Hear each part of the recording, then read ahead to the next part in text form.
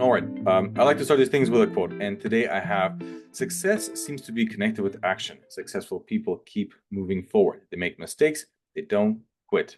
Conrad Hilton. And today we have Fyfe Barraclough, who runs a boutique performance coaching practice for small business owners. Most of his clients are dads that are running businesses doing over 2 million in revenue to kind of shed some light around that. Fyfe, how are you doing? I'm well. Thanks for having me. Fantastic. Now, before we get to where you are exactly today, what are you doing and how are you doing that? Can you walk me through your journey of where you started and how do we get to today? How far back do we want to go? Um, Early childhood. Early childhood? Actually, or are you joking? I don't know. It completely depends, but I like to go as back as possible as you like. This is where things kind of started, and that's kind of what it developed my character, basically. Yeah. Okay. Um, well, I won't go too far back. I'll maybe share a couple insights that have come out of some of my own coaching, Mhm. which I thought was interesting. So, about 2 years ago, I was taken through an exercise where you actually look back at your entire life, break it up into chapters, and look at what are some of the kind of key themes in those chapters of your life. And I generally like my entrepreneurship journey started when I was out of university.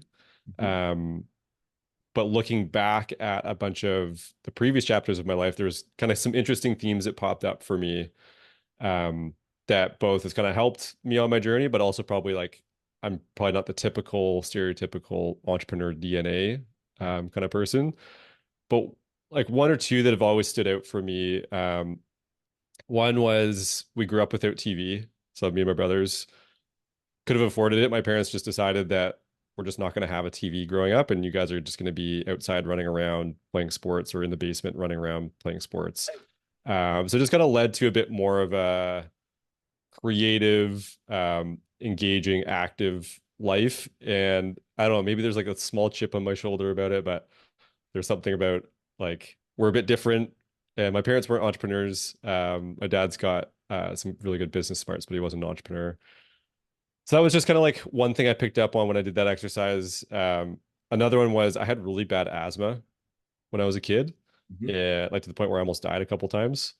Totally fine now, but I think there's a level of patience that came out of that because I'd have to sit as a little kid and with like a mask on and like put medication in and just there was something to dealing with that that I think probably has helped me in some way. Um, Not that I really remember what it was like. And then a third that's just popping into my head now was my dad's a pilot recreationally, so he flies, and he's got a really old biplane, open cockpit biplane that he inherited from my grandfather. And he, at 4 years old, he allowed me to fly with him in the front cockpit. So it's one of those old biplanes where it's like one guy in the front in a little thing and one guy in the back. So you can't actually control the person in the one in the front. And I could have steered the plane if I wanted to. And I'm like, he told me this a couple of years ago. I was like, Dad, you're insane. What are you talking? Like, you put a 4 year old in a plane and he could have like played with it, the controls. He's like, I trusted you, which to me is insane. But I think there's something there again, like I'm just pulling on this thread through this exercise. It's people have always kind of trusted me. I've been um, relied on teachers. Like there's just been a thread there where people kind of trust me with their secrets, um, and lean into that. So it's something I've kind of like slowly seen more and more over the years. I think it's kind of led to where I am now, which is I'm a performance coach. So I work with people one on one. Um, but really high level on the entrepreneur journey. Ran a painting business through College Pro Painting. I had a small business selling blankets and sweaters from Ecuador, which was a fun little project. Got into an HVAC cleaning business for 7 years, which I sold last year. Worked in a startup for a couple of years, and then throughout all of that, I was very interested in coaching, um, and then finally took the leap, yeah, in COVID to go full time into coaching. So it was it was a journey that it wasn't like a very kind of what I mean by straightforward, like you saw the things aligning for you was doing HVAC, doing all kinds of other stuff, and eventually, kind of, you always felt that. And then when you exit the HVAC business, that's when you're like, this is definitely what I've always felt throughout the years. But it wasn't something you kind of did on the side. Is that right? I did do it on the side. So I went through a coaching certification um, probably about 8 years ago. Got my certification, had some clients on the side. It was always a kind of core part of what I like to do in the work that I was doing was coaching. Um, but just didn't have that. There was that leap of faith to be like, I'm just going to go full time into the coaching. And that didn't really happen until 3 and a bit years ago, I I guess. got it. Now, Yeah. when we go through this whole process and we're looking at the stuff that brought you to where you are today, and like you said, you're a performance coach. Let's look at that first, then we'll look back and through the other stuff. When you talk about being a performance coach, um, what are some of the misconceptions that people have around that? I mean, I'm using the term performance coach. Um, I could interchange that with executive coach. There's just so many different words that people use. Even coach as a term is a bit watered down. There's consultants, there's coaches, there's mentors. Um, so I say performance because when I work with business owners, they want to perform better in their role and have their business perform better. So I'm just using the term performance. But it's really looking at where are they, having a really clear vision of where they want to go. I think that's something a lot of people struggle with, even though they think they know where they're going, it's still not clear. The question, what do you want, stumps people more than any other question, I think. And like, what does success mean to you? Again, just like people are like deer in the headlights. Um, and then how do we get you there? And I'm not somebody that says, here's the step-by-step plan. I'm more of a guide that's going to help you on your journey instead of telling you what to do. Because I think a lot of entrepreneurs, they don't want to be told what to do. That's why they're an entrepreneur. And Yeah. sometimes they think they want to be told what to do. But when you come to your own conclusions and you have your own way of going about building your business, it just feels a lot more aligned, I think. Yeah. And you said a sentence there that was interesting. You said when they perform better, the business performs better. Um, is that what you see that is always connected? For me, anyways, yeah. So I've been working with business owners one on one. I haven't necessarily been a traditional business coach where I'm saying, I'm going to coach your business to be better. Here's all the steps and strategies and tools that you need to implement in the business.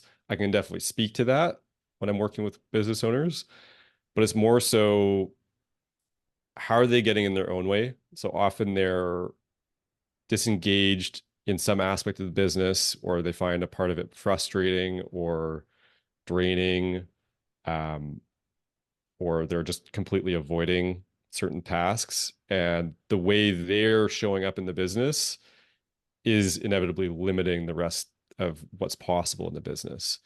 So by focusing on them and kind of unlocking that first domino, it cascades down into the rest of the business and the performance for the business. And then that's where you see, like, when I say perform better in the business world, you start to see the pattern because you've unlocked one thing that was blocking, and um, you're correlating it in some shape or form to a part of the business they um, don't enjoy at all. Avoid those tasks, delay, procrastinate, because it's probably something they never signed up for. When they started a business, they never thought that would be a huge chunk of it, and that is a limiting factor. Um, how does your process look like if someone wants to discover their limiting factor? Is that kind of Yeah, so there's a couple things I usually take them through. One is part of how I work with clients is I take them through mental fitness training. So it's like 7 week training on mental fitness. And that really helps identify how people self-sabotage. well, And there's archetypal ways that we do that. I have a free assessment that I often share, but some people are really controlling. Some people are people pleasers. Some people are perfectionists and sticklers for every micro detail. But there's themes that show up through that assessment that can help us kind of identify in the business where that might be showing up and limiting the growth of the business. So that's one aspect. But the other part is generally people kind of know when you ask them and like dig a little bit with them. It's like, Where are you feeling stuck? What are you avoiding? What's not working in the business? Um, for a lot of guys, it is around that management of people or delegation, because they're usually really good at the role. They're really good problem solvers. So they don't want to take the time to coach their team, or it feels too slow, or it's just easier to give an answer. So often it's in that, how do they scale themselves in the business and like transfer knowledge to other people to have them skill up and do those things. Um, but yeah, long story short, like using some assessments, a lot of just exploration and questioning, and that usually highlights a couple kind of key kinks in the hose that we can unblock. Right. So it's pretty long process and a very thorough process to kind of go through that discovery. Like you said, you have a 7 weeks mental fitness process that you go to discover, and most of them, like you said, you feel it, you kind of know about it. There's no like huge enlightenment. There's some of it, but it's not like I didn't know that.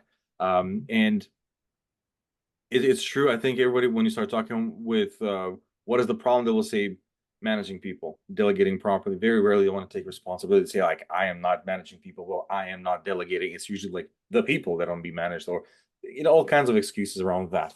Now, when you go through the process of the 7 weeks, you first try to discover the limiting factors.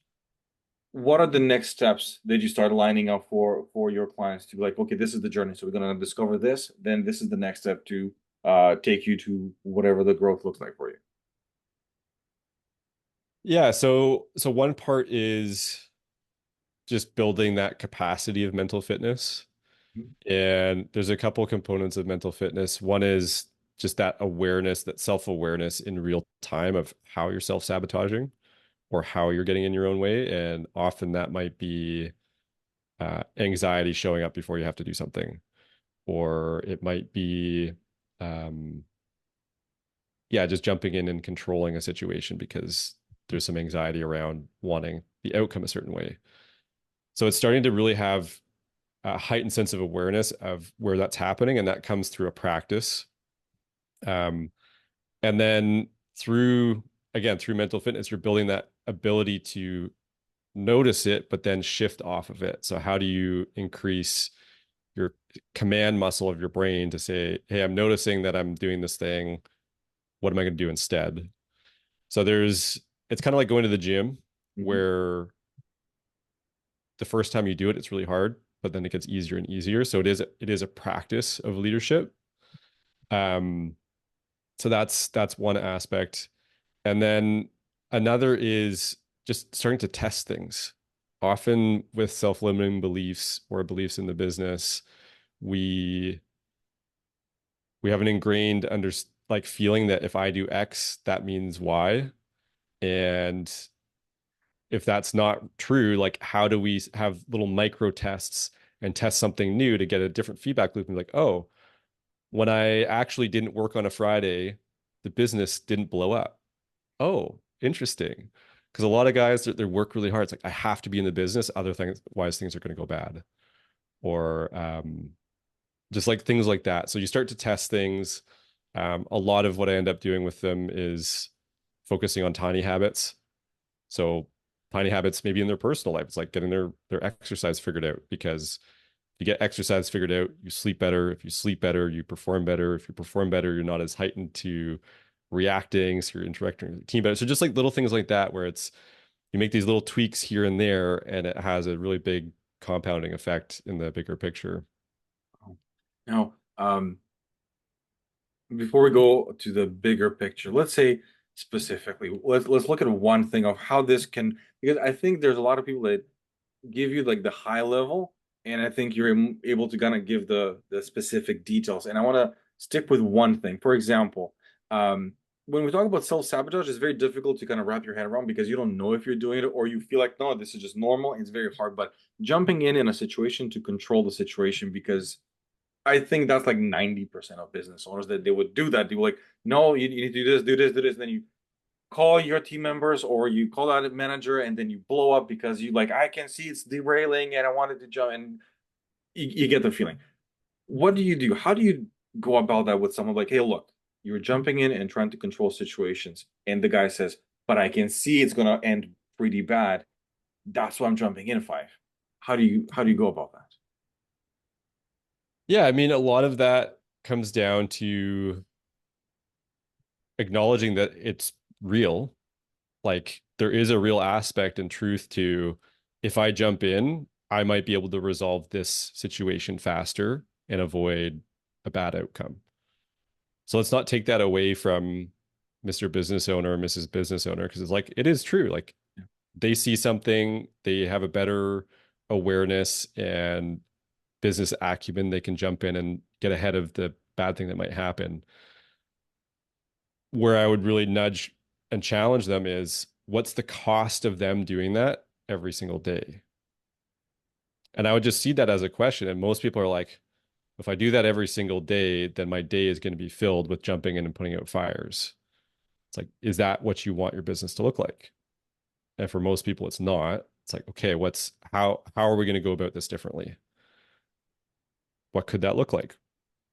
And we just try some stuff on. We put some stuff out there. It's like instead of me just saying, you're controlling, this is bad, this is what you need to do.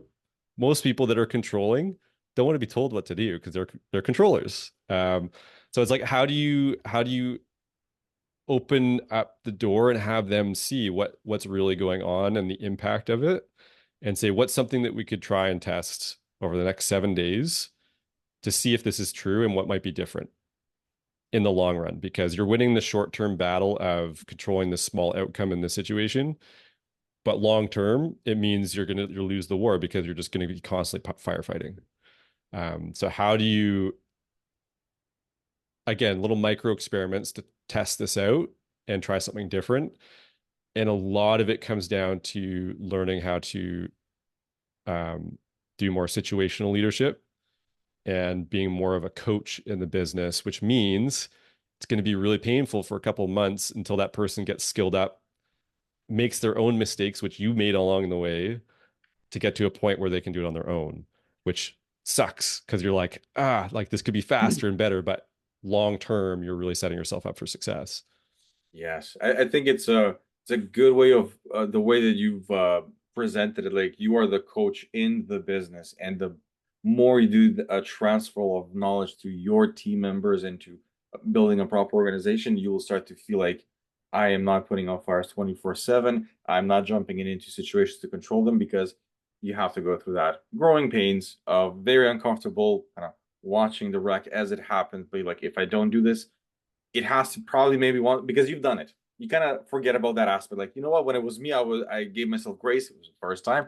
But then when I see my team members that I brought them in, I don't have that same grace towards them. And you start to realize that this is not the right way of kind of building and scaling. Now, you've successfully built and scaled your business and you also sold it.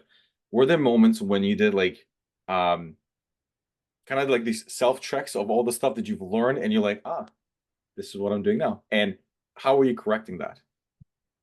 So you're talking about the business that I sold, The and HVAC one, yeah. if I applied all these things that I'm talking about, it's like Yeah, no, I failed for sure. I failed horribly. That's why I know this stuff. So I mean, there were situations where I was aware and I was able to self-check and I did catch things in terms of how we delegated. The business was set up in a way that we had a general manager running the business for day-to-day operations anyways. right. So most of everything was handled by them. But there were still times where my business partner and I would feel a certain way or see something and like just try and jump in. And that definitely created some friction. And like that was a lot of learning for us of what is that level of accountability that we need to hold?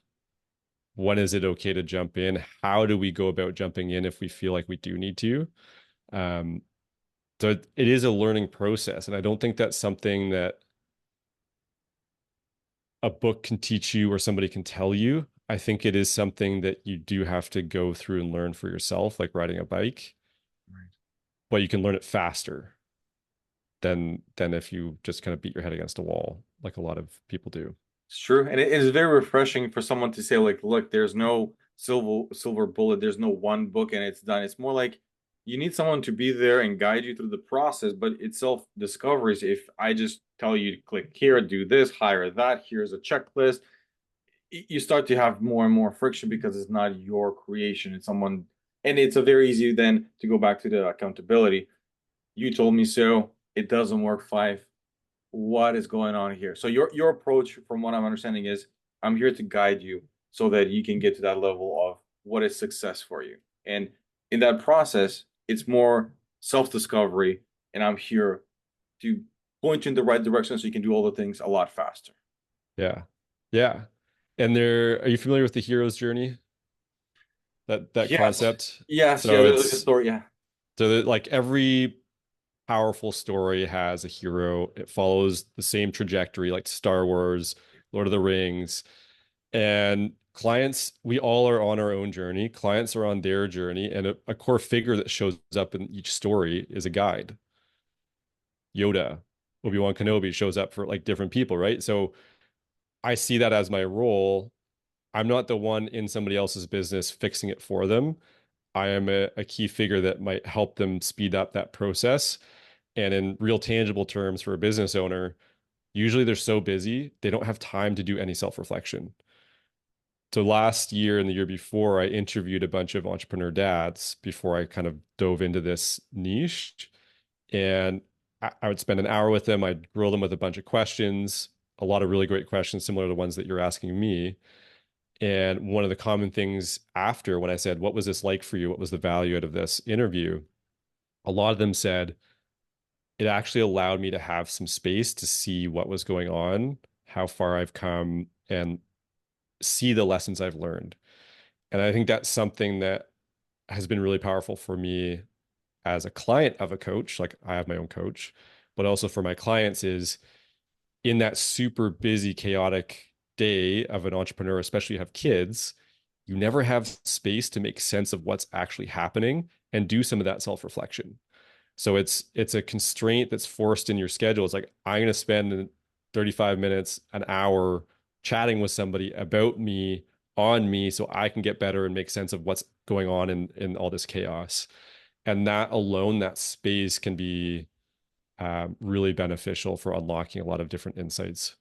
Because you have the time to talk with someone where you're not problem solving now, you're trying to reflect and try to discover, and that kind of opens up your perspective on stuff that you were not able to see because you were in the business, your head was down, and you were grinding. And now, uh, you did mention that your niche, where you started to focus more, was towards dad entrepreneurs. When that started, was it because of your life situation, or it was because you started working with a lot of dads and you're like, I see there's a big, I wouldn't say connection, but it resonates with what I'm going through life and what I'm doing, and I see that I can really have an impact because we're kind of very similar there. Yeah, so it started when we had our daughter, who's now two and a bit. So I'm no like experienced dad telling dads how to dad. It's more so those first 3 months of having our daughter, I realized how much I was pulling and leveraging the tools that I had in my tool belt with mental fitness to manage my patients when I was sleep deprived, to deal with a lot of the uncertainty, because those first kind of 3 to 6 months, Yeah. the kid's changing so like the sleep changes, the food, like everything's changing so fast. So as soon as you feel like you have it figured out, it changes again. So there was just a lot of things that I was drawing on from being trained as a coach in terms of how I was interacting with my wife, how I was engaging with our daughter, even though she was just like this little being.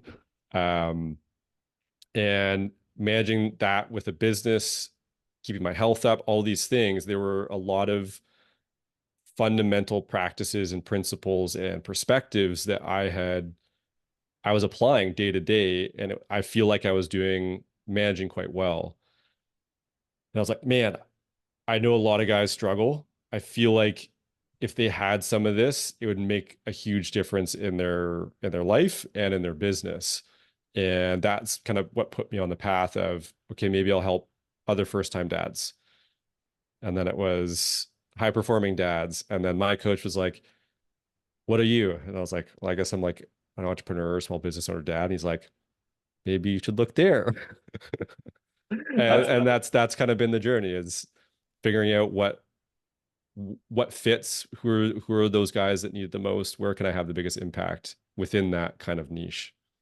it's as you were mentioning the first 3 months, I just have like cold sweats because I don't know how I really don't know. And I know like our wives, it's like 10 times harder because they have to wake up every hour and a half or two, and you're there for support. You're trying to balance so many things. I really, when I look back, I have no idea how we did it because the sleep deprivation, and you need to focus on work. You can't drop performance because you either are going to lose a lot of clients, then you have bad reviews or negative. Like it's this balancing act of so many things, and you're trying to be supportive everywhere because you can't drop one thing. You have to, because this is your choices, right? You chose to be a dad, you chose to open a business.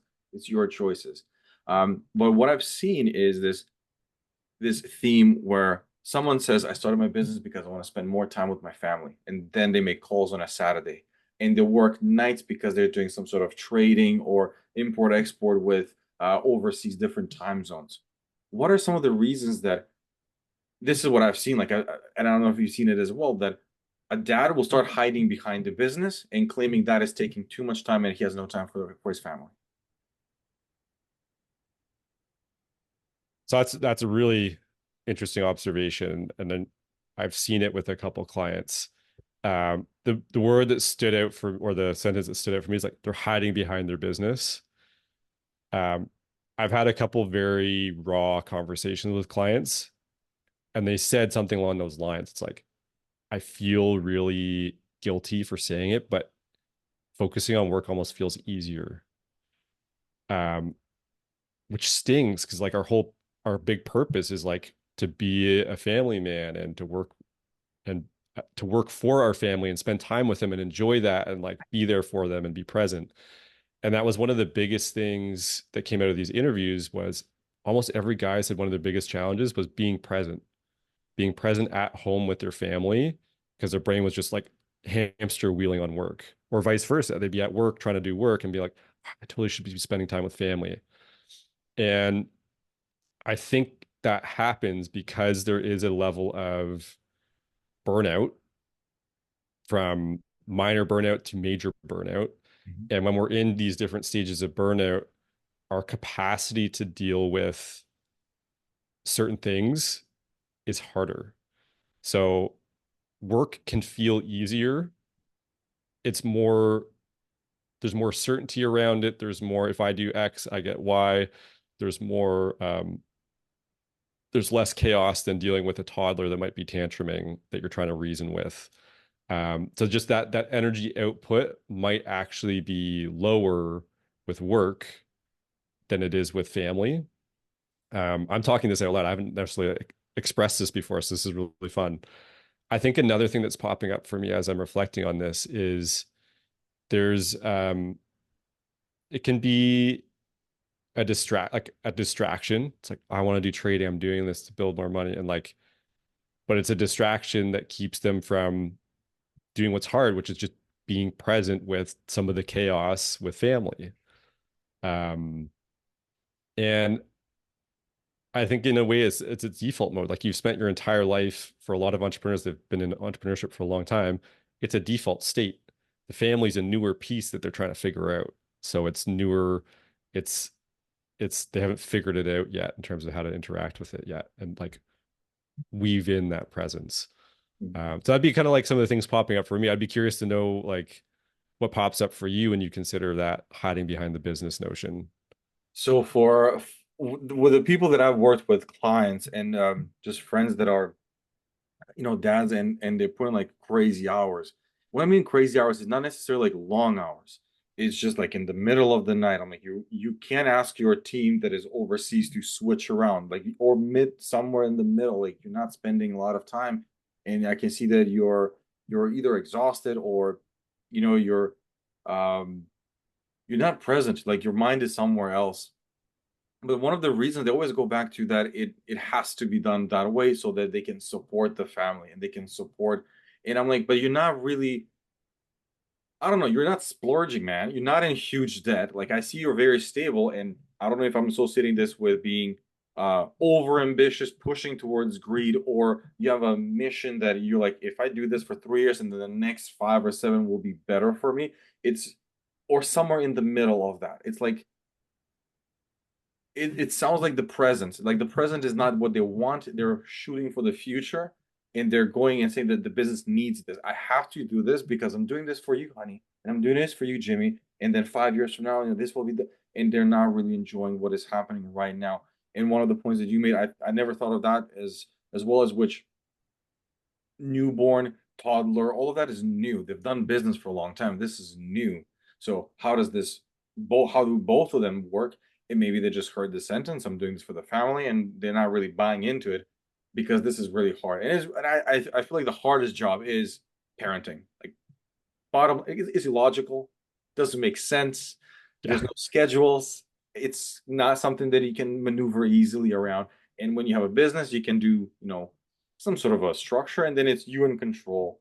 And Well, that's my we come back to that essence of control, that locus of yeah. control. It's like I have control of the business. I have control of doing trading, of doing these things. I can't control kids. It's like I want to play in an area where I feel like I have some agency rather than just like this chaos thing. Um, there was something else you said there that really kind of hit home for me.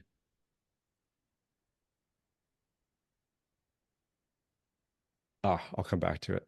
I'm sure it'll Well, pop back up. and of course, we'll touch a couple of times on these things because what I had here is one of the things on the opposite spectrum of hiding behind a business. On the opposite spectrum is using the family as the motivator.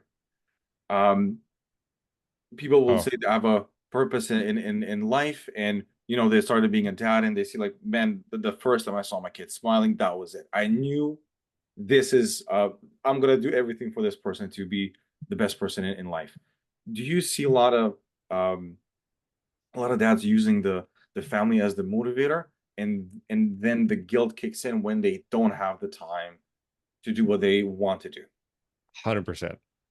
Guilt is real. That was a very big theme in all these interviews.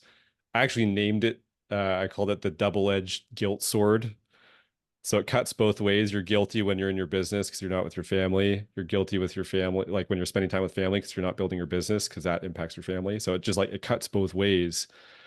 Um, I I also feel like there's a big contextual shift because of a lot of different factors. Like if you look back 50 years ago, the family dynamic was a lot different. Like Yeah. traditionally, moms were staying home, looking after the kids. Dad would go to work. You wouldn't see him all day. Like that was the kind of social narrative there. And I think that was the point that I was like gapping on. Just going back to where we were talking about hiding behind the business, there is a social narrative. It's like I have to work hard in order to serve my family. So there's like this ingrained thing from our parents and like the social narrative and the way we should be. It's like I should be working really long hours. That's the way to success. And I think that is true to a certain point. And then you kind of max out and then you're starting to hit burnout and then you're not effective. It's like, how could you be starting to work smarter or differently? And then my other point that I'm just coming back to now with hiding behind the business, to go back for a second, is um, what is that definition of success? Because your definition of success might be different, and theirs might be like, I need to hit this level of net worth by age 38 in order for me to have success for my family, to have the future that I want to have with them. And that might mean staying up for these long hours in these early years, which I might miss out on a bit with my kids, but maybe they won't remember it the same as when they're a bit older. So like there's a lot of these kind of mental calculations that people are doing and trying to figure out what's going to work for them. But where I challenge is, what does your family need from you? Do they actually need you to work more hours to make that little bit more money, or do they need you to be really present? And again, that's a very personal question to answer for themselves. And my answer is going to be very different from others. It's Going very back to the family as a motivator, though, absolutely. I think it's very different. Family's always been a big motivator for most people, but I think now guys want to be more present. They want to be doing daycare drop-offs. Like a lot of my clients are like, I want to pick up my kids after daycare. Like I yeah. want to be able to do that. Whereas that people just weren't taking their kids to daycare 50 years ago. It's just a very different world. Moms are working way more because things are more expensive. So it's just a very different space that people are playing in. And a lot of the guys I talk to and a lot of the friends that have kids, they want to be very, very present and very involved, which I think is a bit different than like a previous generation. There's a whole bunch of other things with the last generation too. Like more people are becoming entrepreneurs because they can, because of the digital economy. And like there's just so many different changes that allow for it, but also create a lot of challenges that the previous generation didn't have to figure out. So in a lot of ways, dads with small businesses are having to create a lot of new ways of interacting with their family and their business. There's no role models. That was another theme. It was like there's no role models of like, here's a guy that's doing it. I'm gonna copy how he set it up, and like we're figuring it out as we go. Basically. We're figuring out Yeah. how to go. And you're trying to do the best. And I think the the last, I would say like 3 or 6 months ish. I forgot where I heard it, but someone said like, "Hey man, this is the first time you're doing it, so give yourself grace." I'm like, I never thought of it that way. He's like, "Do you have bad intentions?" I'm like, "Absolutely not." Are you working hard? I'm like, "You have no idea," but you do make mistakes. I'm like, and then I feel horrible. Well, you know, what would you say when one of your team members makes a mistake, or when your son makes a mistake? You'd be like, "Come on, it's the first time. Don't worry about it. I'm teaching you. I'm showing you." So you have the same kind of mentality to give yourself grace. It's the first time you're doing it, and if you're making a repeat mistake and it's a habit, then we talk about it in a different way. Now, Yeah. for the double-edged guilt sword, I think that one is the one that cuts the deepest most of the time because it pops in a word like you forgot his parent teacher night, and you're like, that's it. Like you don't need to say anything else because a lot of stuff comes through your mind. What are some of the advices you would say to someone if they start feeling that? So I'll start off by saying every single person I've worked with, the thing that they're weakest at is having empathy for themselves by far. Even if you're not an entrepreneur, like people are the hardest on themselves.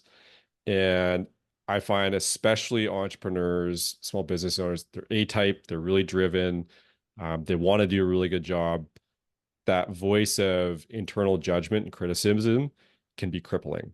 Um, it can motivate people in a lot of ways, and I think there are people that have operated at a high level of performance by using that as a driving force, but it comes at a huge cost, which is your happiness and peace of mind.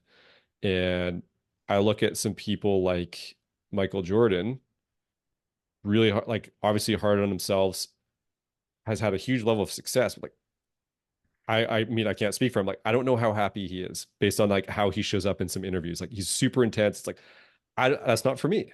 And I think for a lot of people, um, that is a huge weakness. Is we have empathy for others when they make mistakes, but how do you put the mirror back up and like have some empathy for yourself? And that is a skill. That is a trainable practice that you can do. And that is part of the mental fitness stuff I take clients through is Hmm.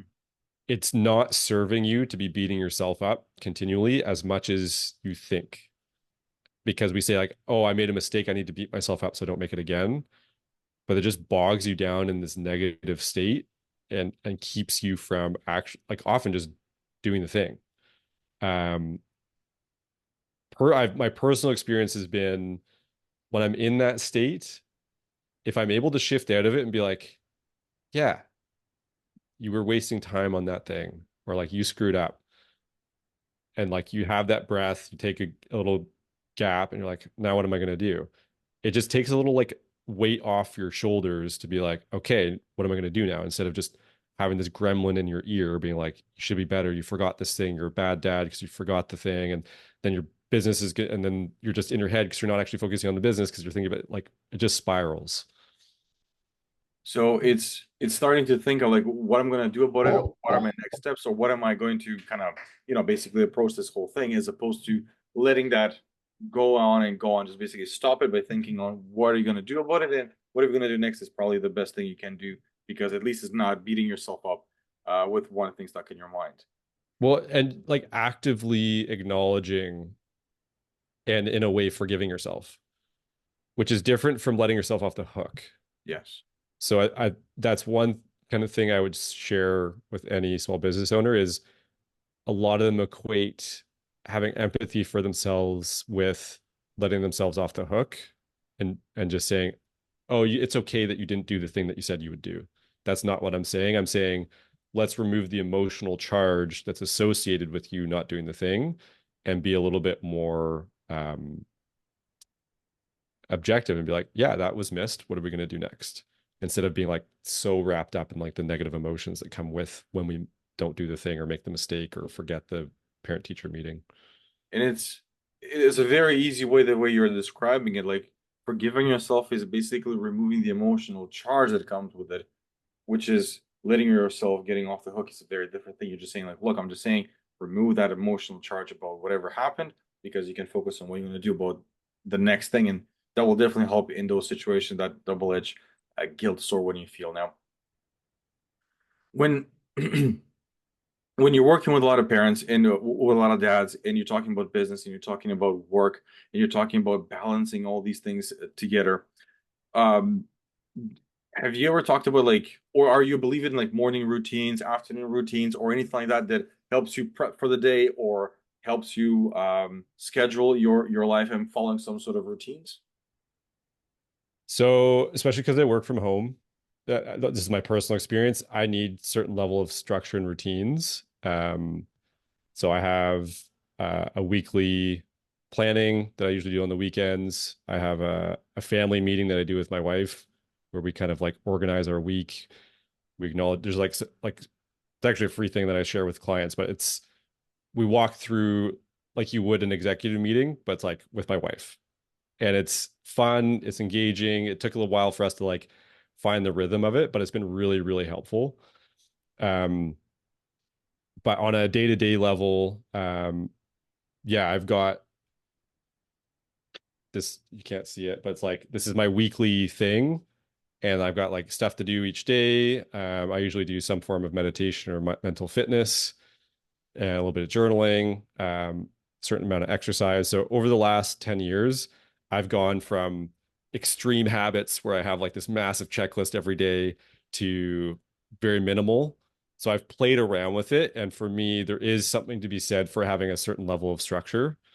I think people can end up where I did, which is like you have this massive checklist and you're you're procrastinating on the thing you should actually be doing because you have this huge cool checklist for habits. But I think there is something to be said for bringing those tiny habits into play. It's like if you want to exercise, like I have a minimum of I do 5 minutes of stretching or some kind of exercise every morning, and I can do that anywhere. So like there's certain little things that I do, and I get clients to really focus on that too. And it's not for um a big part of it is when you have habits that serve your bigger picture, you create the identity of who you want to be by doing them. So if you want to be a healthy, fit person, even if you're not like doing marathons, like if I'm doing 5 minutes a day, I'm moving towards my goal in some way. I'm role modeling things for my kids. And a big thing for me is like you get the endorphins. It's good for your body. There's like lots of little benefits too. Um, so there's people you hear like Alex Hormozy, who's very like people are wasting their time. I just get up and I start working with my coffee like at like 4 in the morning. That's his thing. You need to find your thing. Don't listen to all the gurus. As a parent, you can't follow the like 12-step morning routine. Like you don't have that luxury. But you do need to do things for yourself to have some mental bandwidth and space and get what you need. Um, and to create some structure in the day. Because if otherwise it's just, again, you go from like chaos to chaos, like business, family, and like you need some little things in your day to help set you up for being more intentional and present. I think it's very important to find your, like you said, find your own way to be present and be more intentional and follow your own ways, because you could get inspiration if someone really resonates well with you, but don't take it as the blueprint. And I got to the point where I'm looking at some of these guys as entertainment, just like, okay, I'm gonna listen to it's pure like a movie. I'm gonna watch a soap opera. I'm gonna watch House Hormozy talking about 5 a.m. clubs or Grand Cordon, and how the stuff that I know that this is just entertaining and maybe something they will mention. Oh, they have a cool schedule. Okay, let's see how that cool schedule looks like. Or they'll mention one thing. But to feel like that is the blueprint of success, that you can point to so many other people that are very successful, which have very different methods. And what I've also realized is not everything is in place. Sometimes enjoy the chaos. It took me like a long time because my daughter is 6, my son is 4. So that's what I mean. It took me a lot of time where I can now sit in a room completely destroyed by toys and I can enjoy it because I'm like, this is very temporary. They will grow up, they'll be teenagers, they will hate me. Everything that I say will be bad advice and they'll not want to be with me. So enjoying this whole chaos because this will not last. And kind of as opposed to what I was doing was I heard a couple people like, oh, you need some me time. And I was like, this is not feeling right. When I would feel like really bad, I would go with the kids, whatever they want to do, and I can start feeling it really fast. Whatever I was thinking just goes away. Like it's not perfect. They're still doing stuff that are upsetting. You're saying, no, you'll kill yourself. Don't go over there. You'll break a leg. But all of a sudden, that I would say that chaos, let's put it that way, starts to melt away the stress as opposed to locking yourself in a room and giving yourself like that. That's what I'm trying to get at it. You can find ways that work with you. There's no like one blueprint. This is it. This is success. This is how you should parent. This is how you should find that balance. Like you said, a morning routine that forgot the name of the doctor. Stare in the sun and do deep breath. Like I'm not gonna do Huberman. I'm not gonna do all those things in the morning. Yeah. You And a need to lot of the get productivity guys don't have kids. It's like it's just not a feasible thing. So there's some constraints to it. But I think what I double down on here is the method that everybody has doesn't really matter, but the principle or the idea behind having something is really important. And I think that's what I love about what I do with clients is how do I help you find that thing really fast instead of you having to spend a year trialing and erroring. It's like I can draw out of you that quite quickly what's going to work for you rather than like you having to test out like Huberman's thing and then Tony Robbins, like Tim Ferriss, all those people. I love those guys, but at the same time, I'm like, it's too much. Um, but I think that's the thing is like you need to find what's in alignment and works for you. I need some alone time. I go for a run in the forest and I'll just like sit in the trees for 5 minutes in the middle of my run. And that like fills my cup. I need that every once in a while. Um, but it's finding what works for you that gets you what you need so that your cup is full, because that's the biggest thing. It's like, what are you doing that fills your cup?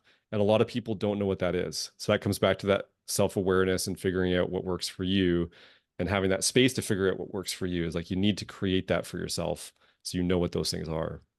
It's amazing. I like that approach, and I think it's good to listen and give it a shot. Try it. Like you can listen to all these guys and you can listen to this and be like, let me see if that really works for me. And that's what, like you said, those micro tests. And eventually you start to see that things click. And having that person, like you said, as the guide is the best approach as opposed to joining a boot camp where someone gives you this is the blueprint, this is it. It says success on it, and you gotta follow it as opposed to be on your own journey and have someone to support you through that whole process. Now, if someone wants to get a hold of you, Fyfe, to work with you, to be that guide in their life, how would they do that? LinkedIn's probably the easiest. Fyfe Barraclough. I'm on LinkedIn. Otherwise, Fyfe-coaching.com. Would be happy to chat with anybody that has any questions. I love geeking out on some of this stuff and chatting with dads and just business owners in general, even if you're a mom. So yeah, this has been a lot of fun. Fantastic. Fyfe, thank you so much for your time. We covered a lot of stuff, and I think it was what I'm happy is that we didn't stay surface. We went fairly deep on a lot of stuff, and I think you touched upon a fantastic topics and you shed a lot of light. So I thank you for your time. Thanks, Sivko.